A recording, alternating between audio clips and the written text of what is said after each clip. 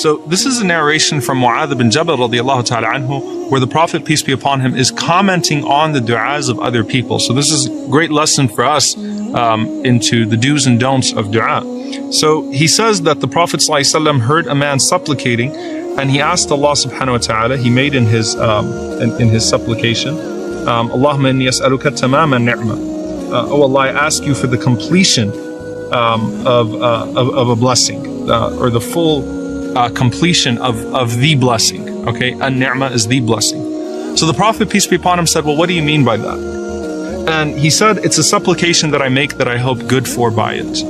So the Prophet ﷺ said to him that indeed from the completion of the ni'ma, the completion of the bounty, is salvation, entering into paradise and protection from the fire. So the Prophet ﷺ was not negating his dua. He was saying, just make sure that you intend by that tamam al-ni'mah, that completion of the bounty, the ultimate bounty, which is salvation, entering into paradise and protection from the fire. Then the Prophet ﷺ walked by another man, and he heard this man calling out, Ya dhal jalali wal ikram, O possessor of majesty and honor, which is one of the ways that the Prophet, peace be upon him, used to call upon Allah, Ya dhal jalali wal ikram, O possessor of majesty and honor. So the Prophet ﷺ responded to him and said, you have been responded to, so ask. Then the Prophet ﷺ heard a man making a dua, Allahumma inni as'aluka as-sabr. Oh Allah, I ask you for patience.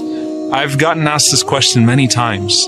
Can I ask Allah for patience? Is it a good thing to ask Allah for patience? So, oh Allah, I ask you for patience. The Prophet ﷺ says, Sa'alta Allah al-bala, you have asked Allah for hardship, fasalhu al-afiyah, instead ask Him for ease.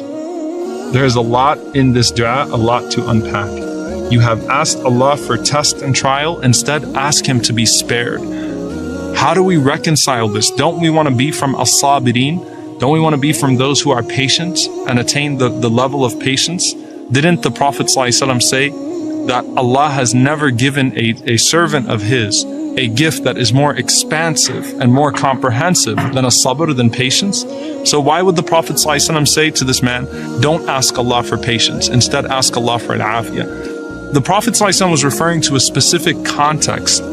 It's not about asking Allah for the quality of patience, which is a great quality to have, or the station of the patient, which is a great station to have.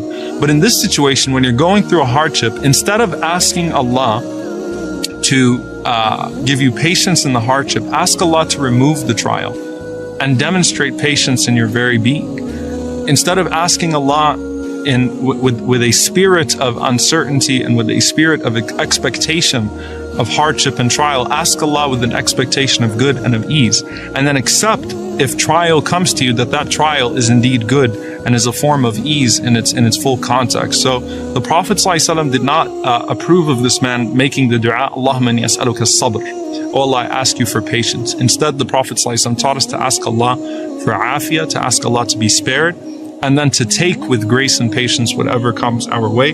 So may Allah subhanahu wa ta'ala grant us the quality of sabr and grant us the station of as-sabirin, but may Allah subhanahu wa ta'ala grant us al-afiyah, grant us pardon and forgiveness, and allow us to be spared in this life, and grant us the best of this life and the next. Allahumma ameen.